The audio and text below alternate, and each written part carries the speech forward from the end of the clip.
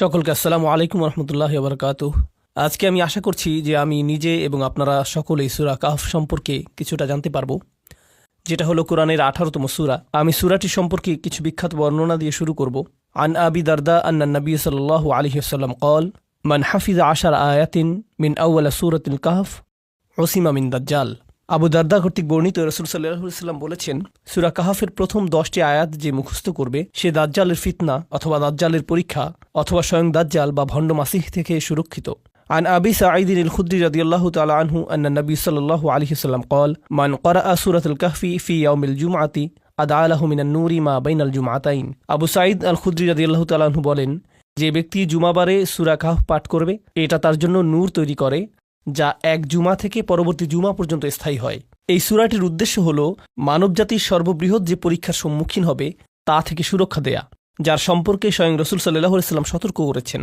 সূরাটি নিজেও সেই কঠিন পরীক্ষাকে বা'সান শাদীদাম মিন লাদুনহু বলে উল্লেখ করেছে, যার অর্থ স্রষ্টা কর্তৃক নির্ধারিত ভয়ঙ্কর যুদ্ধ।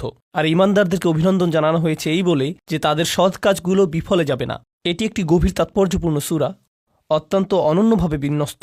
আমি এই সম্পর্কেও আপনাদের কিছুটা বলবো। আমরা জানি যে সূরাটি 4টি ঘটনায় বিভক্ত, কিন্তু এটা তার চেয়েও কিছুটা বেশি জটিল। এতে রয়েছে 4টি অনুচ্ছেদ এবং 4টি ঘটনা। তো আমি চাই যে আপনি এভাবে চিন্তা করুন যাতে সূরাটির বিষয়বস্তুকে নিজের মস্তিষ্কে সাজাতে পারেন, আর তা হলো আপনি এটাকে 2টি খণ্ডে চিন্তা করতে পারেন। ওকে, তো সূরাটির প্রথম খণ্ডের শুরুতে রয়েছে একটি অনুচ্ছেদ যা আল্লাহর দেয়া খুতবা, যা আমাদেরকে এই জীবনের ক্ষণস্থায়ী প্রকৃতি সম্পর্কে শেখায়। এরপরে রয়েছে প্রথম ঘটনাটি, এরপরে রয়েছে আরেকটি খুতবা, যার পরে রয়েছে আরেকটি ঘটনা। তো এই সূরাটিতে 2 ধরনের উপাদান রয়েছে, খুতবা এবং ঘটনা। খুতবা অর্থ আয়াতের সমষ্টি, যা আপনাকে শিক্ষা দেয় গভীর তাৎপর্যপূর্ণ কোনো বাস্তবতা সম্পর্কে, যেমন এই জীবনের স্বল্পস্থায়ী প্রকৃতি, অথবা বিচার দিবস কেমন হবে, অথবা কী ধরনের মানুষেরা সফল এবং কী ধরনের মানুষেরা ব্যর্থ।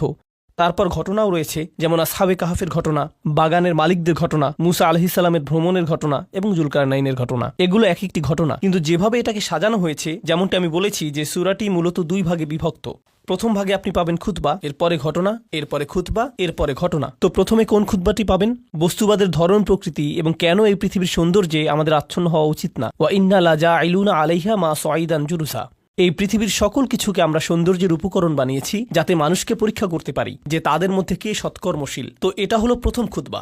এর ঠিক পরেই রয়েছে সেই তরুণদের ঘটনা যারা অত্যন্ত কঠিন পরীক্ষার মধ্যেও টিকে ছিলেন এবং তাদের ঈমানকে আঁকড়ে ধরে রেখেছিলেন। তারা শুধু এতটুকুই জানতেন যে একজন মাত্র সৃষ্টিকর্তা রয়েছেন এবং একমাত্র তারই উপাসনা করা উচিত। আর আল্লাহ অলৌকিকভাবে তাদেরকে দীর্ঘ সময় ধরে জীবিত রেখেছিলেন। কয়েকশো বছর যাবৎ তাদেরকে ঘুমন্ত অবস্থায় রেখেছিলেন একটি গুহার মধ্যে, যা অন্য কেউ জানত না। এরপর তিনি তাদেরকে জাগিয়ে তোলেন। ঘটনাটা খুবই বিখ্যাত। তো এই হলো প্রথম খুতবা এবং প্রথম ঘটনা। সূরাটির প্রথম অর্ধেক সম্পর্কে আমি যা আপনাদেরকে জানাতে চাই তা হলো খুতবাগুলো একে অপরের সাথে সম্পর্কিত। ইনশাআল্লাহ আমার করা সূরা কাহফ সম্পর্কিত আরও বিস্তারিত আলোচনাতে আপনারা দেখতে পাবেন আসলে প্রথম খুতবা এবং দ্বিতীয় খুতবাটি একে অপরকে পূর্ণতা প্রদান করে, আর ঘটনাগুলো একে অপরকে পূর্ণতা প্রদান করে। তো আসহাবে কাহফের এই ঘটনাটি হলো প্রথম ঘটনা।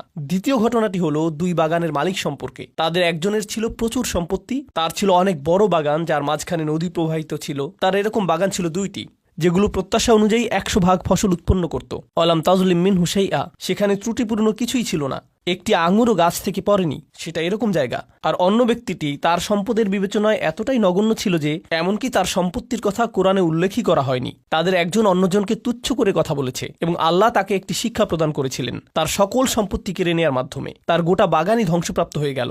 এখন এই 2টি ঘটনা, অর্থাৎ গুহার অধিবাসীদের ঘটনা এবং বাগানের মালিকদের ঘটনা, এই ঘটনা 2টির অসাধারণ দিকগুলো হলো, একদিকে আপনি এমন তরুণদের সামর্থ্যকে উপেক্ষা করছেন যাদের কোনো বস্তুগত উপায় উপকরণ নেই। বস্তুবাদ শুধুমাত্র অর্থ প্রীতি, সম্পদ প্রীতি এবং মর্যাদার আকাঙ্ক্ষাই না, বরং এই ধারণাও বস্তুবাদ যে আপনি বিশ্বাস করেন শুধুমাত্র বস্তুগত উপায় উপকরণই আপনাকে সাহায্য করতে সক্ষম। এরকম যে আপনার সামর্থ্যের একমাত্র উৎস হল দৃশ্যমান বস্তুগত উপায় উপকরণ। আল্লাহ একদিকে এর অপনোদন করেছেন তরুণদের সামর্থ্যের ব্যাপারে আমাদের অবমূল্যায়ন দ্বারা।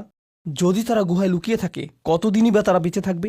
না খেয়ে মারা যাবে অথবা বের হয়ে এসে ধরা পড়বে। শুধুমাত্র এই 2টি সম্ভাবনা রয়েছে, কিন্তু আল্লাহ বস্তুগত বিজ্ঞানকে ব্যর্থ করে দিলেন। এই তরুণদের জন্য প্রকৃতির নিয়মের ব্যত্যয় ঘটালেন এবং তাদেরকে রক্ষা করলেন। আল্লাহর পক্ষ থেকে যে সম্ভাবনা রয়েছে তাকে আমাদের অবমূল্যায়ন করা উচিত না। আর এটা মনে রাখা উচিত যে বস্তুগত জগৎ আল্লাহর নিয়ন্ত্রণাধীন। তো পরের ঘটনায় অবমূল্যায়ন করা হচ্ছে না, বরং অতিমূল্যায়ন করা হচ্ছে। বিত্তবান বাগানের মালিক তার সম্পত্তিকে অতিমূল্যায়ন করেছে, লান তাবিদা হাদিহি আবাদা, এটা কখনো ধ্বংস হবে না। বস্তুগত সম্পত্তিকে কখনো অতিমূল্যায়ন করবেন না। আল্লাহ এটা যে কোনো সময় নিয়ে যেতে পারেন। তো আপনার যদি কিছুই না থাকে, এটা মনে করবেন না যে আপনি নিঃস্ব। আপনার এখনো আল্লাহ আছেন। আর আপনার যদি সকল কিছু থাকে, এটা মনে করবেন না যে আপনার সব কিছু আছে। আল্লাহ এই সকল কিছু নিয়ে যেতে পারেন। তাই এটা মনে রাখবেন যে প্রকৃতপক্ষে আপনার কিছুই নেই। ইন্না লিল্লাহি ওয়া ইন্না ইলাইহি রাজিউন। তো এভাবেই এই দুইটি ঘটনা এবং দুইটি অনুচ্ছেদ একে অপরের সাথে সম্পর্কিত, আর এভাবেই তারা বিন্যস্ত হয়েছে। অনুচ্ছেদ, ঘটনা, অনুচ্ছেদ, ঘটনা। সূরাটির দ্বিতীয় অর্ধেকে রয়েছে ভিন্ন ধরনের বিন্যাস। সেখানে রয়েছে অনুচ্ছেদ, প্রথম ঘটনা, দ্বিতীয় ঘটনা, আর তারপর অনুচ্ছেদ, অনুচ্ছেদ, ঘটনা, ঘটনা, অনুচ্ছেদ। এটা সিমেট্রিক ধরনের বিন্যাস। এখানে সূরাটির দ্বিতীয় অর্ধেকের প্রথম অনুচ্ছেদ এবং শেষের অনুচ্ছেদ উভয়টিরই বিষয়বস্তু হল বিচার দিবস।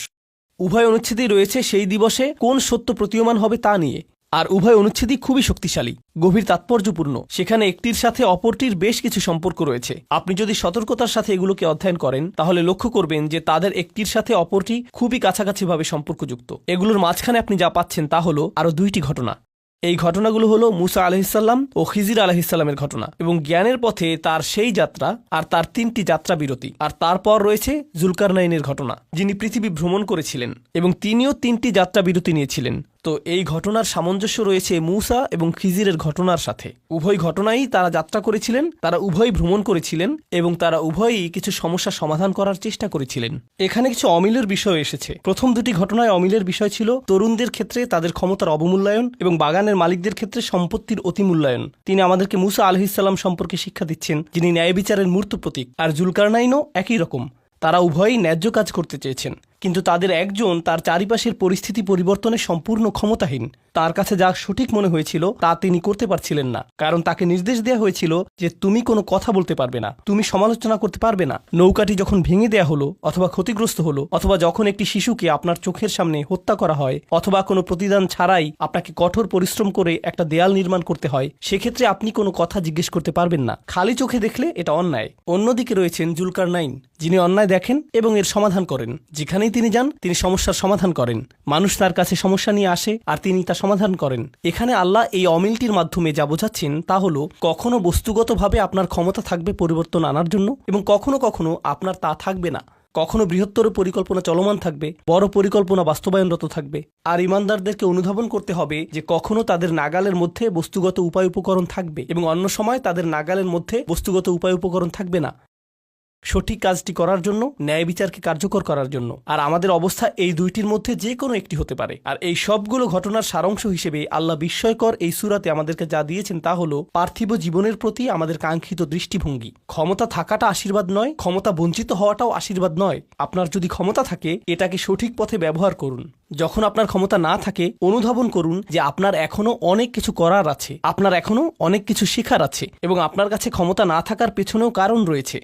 যখন আপনার কোনো উপায় উপকরণ থাকে না, সেক্ষেত্রে হয়তো সেই তরুণদের মতো কোনো মহাপরিকল্পনা বিদ্যমান রয়েছে। আল্লাহ যে কোনো উপায়ে আপনাকে সহায়তা করবেন। আর যখন আপনার প্রচুর বস্তুগত উপায় উপকরণ থাকে, অর্থ, মিডিয়া, ক্ষমতা, খ্যাতি ইত্যাদি ইত্যাদি, এগুলো কোনোটারই মূল্য নেই। আল্লাহ সেগুলো কেড়ে নিতে পারেন যখন তিনি ইচ্ছা করেন। তো সূরাটির শেষে এসে আমাদের নির্ভরতা সম্পূর্ণ চলে যাবে আল্লাহর কাছে। আমরা এখন সমাপ্তির দিকে যাচ্ছি। দাজ্জালের ধারণাটি হলো আসলে এমন কেউ যে বস্তুগতভাবে, বাহ্যিকভাবে, পার্থিবভাবে অবিশ্বাস্য জিনিস তৈরি করতে পারে। সে এমন জমিতে শস্য উৎপাদন করতে পারে যেখানে কোনো ফসল হয় না। সে এমন গতিতে ভ্রমণ করতে পারে যা অন্য কেউ পারে না। সে মৃতকে জীবিত করতে পারে এবং এমনভাবে উপস্থাপন করতে পারে যেন মৃত ব্যক্তি জীবিত ফিরে এসেছে। সে এই সকল বিস্ময়কর পার্থিব বস্তুগত কাজ করবে আর মানুষ এটা দ্বারা সম্মোহিত হয়ে যাবে এবং তার উপাসনায় লিপ্ত হবে। ঈমানদারদেরকে নির্দেশনা দেয়া হয়েছে যে এই সূরাটি তোমাদেরকে উজ্জীবিত করে রাখবে, কারণ এই সূরাটির কারণে তুমি যা দেখো তার দ্বারা সম্মোহিত হয়ে পড়বে না। আপনি বুঝতে পারবেন যে আপনি যা দেখতে পান এর একটি বাস্তবতা রয়েছে, কিন্তু এর চেয়েও অনেক বেশি বাস্তবতা রয়েছে যা আপনি আমি দেখতে পাই না এবং উপলব্ধি করতে পারি না। আর এটাই আল্লাহ আয্যা ওয়া জাল্লার ক্ষমতা, যা সর্বদা কার্যকর। এই বলে আমি গভীর তাৎপর্যপূর্ণ এবং চমৎকার এই সূরাটির সারসংক্ষেপের এই আলোচনার প্রতি শুক্রবার এটি পাঠ করার চেষ্টা করুন। এটা আপনার জন্য খুবই খুবই উপকারী। উপসংহার টানছি। বারাকাল্লাহু লি ওয়া লাকুম। আসসালামু আলাইকুম ওয়া রাহমাতুল্লাহি ওয়া বারাকাতুহু।